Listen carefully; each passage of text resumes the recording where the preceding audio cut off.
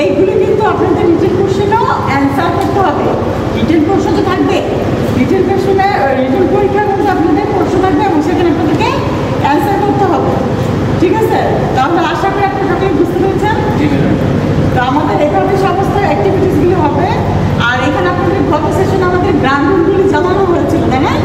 এই গ্রাউন্ড রুলসগুলি একদম মুখস্থ করে ফেলবেন। কয়টা গ্রাউন্ড রুলস আছে দেখেন, কয়টা আছে?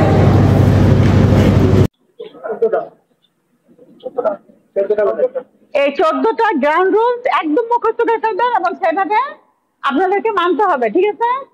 তো ধন্যবাদ সকলকে। আমরা পরবর্তী সেশনের জন্য প্রস্তুত থাকবো সবসময়। সকলের জন্য শুভকামনা। আল্লাহ হাফেজ।